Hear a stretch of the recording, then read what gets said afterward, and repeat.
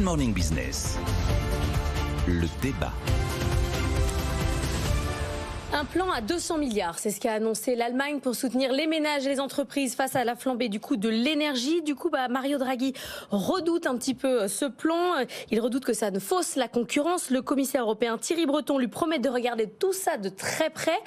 Nicolas Dose, l'Allemagne fait du dumping énergétique, si on peut appeler ça comme ça. L'Allemagne fait du chacun pour soi. Vous savez, dans la tourmente, quand ça va mal, généralement, la solidarité, c'est plus franchement d'actualité. Clairement, l'Allemagne fait un cavalier seul. Et en plus, comble du comble, le plan qui n'était pas du tout attendu à 200 milliards d'euros a été dégainé jeudi, à quelques heures de la rencontre des ministres européens de l'énergie qui essayaient d'arriver à une solution concertée au niveau européen.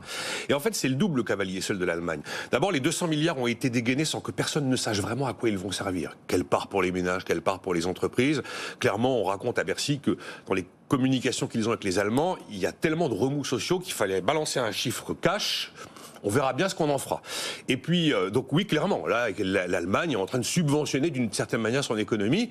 Et les pays qui ont moins d'argent disent oui, vous pouvez le faire parce que vous en avez les moyens. Nous, on n'en a pas les moyens, c'est pas juste. C'est à peu près ça le résumé de la situation.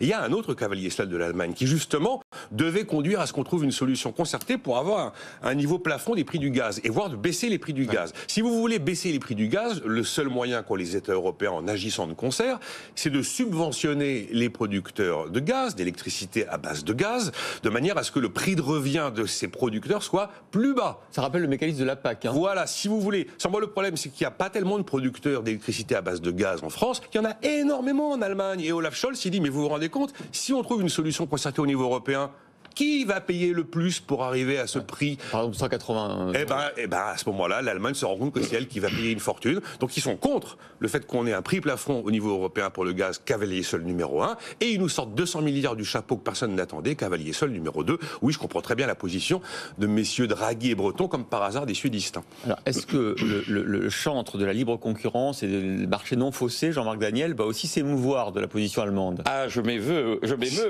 Oui, j'en perds la voix. C'est beaucoup d'émotions. Oui, je suis sous le choc. Et donc, effectivement, le mot c'est cavalier seul. C'est absolument invraisemblable pour deux raisons. La première raison, c'est que l'Allemagne est avec la France quand même censée être le cœur de la construction européenne et censée donner l'exemple.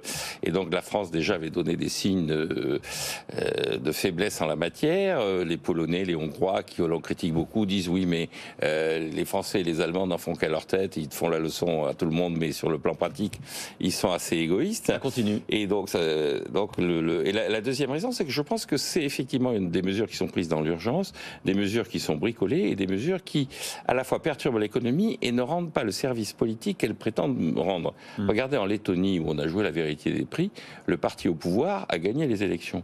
La population est prête à entendre un certain discours de vérité, à condition effectivement qu'elle n'ait pas l'impression que le gouvernement soit passif, que le gouvernement soit résigné. Mais s'il prend des mesures qui sont des mesures assez cohérentes et des mesures qui tiennent compte de la réalité de la situation c'est quand même la guerre en Ukraine et c'est le fait que le prix du gaz au niveau mondial n'est plus déterminé par des considérations de marché. Et donc à partir de ce moment-là, quelques mesures ciblées, clairement identifiées et prises dans le cadre européen auraient répondu aux attentes de la population. Je pense donc que c'est une double erreur, une erreur économique et une erreur politique qui montre une forme d'affaiblissement à l'heure actuelle de la classe dirigeante allemande et du gouvernement allemand. Inquiétant tout ça. C'est ce que, souvenez-vous, Markus Kerber, cet avocat allemand que j'ai souvent fait venir, il nous avait très joliment décrit, mais décrit au-delà de l'expression qui était bien trouvée, que le couple franco-allemand, c'était quand même l'histoire d'une mésentente cordiale. Et à chaque fois, la mésentente cordiale explose au grand jour. Enfin, une chose qui est sympathique, c'est quand même, j'aurais vu un gouvernement avec des écologistes, un gouvernement vert, subventionner la consommation de carbone. Rien que pour ça, ça vous fait un peu plaisir. Rien que pour ça, ça me console un peu. Ça me permet de ricaner.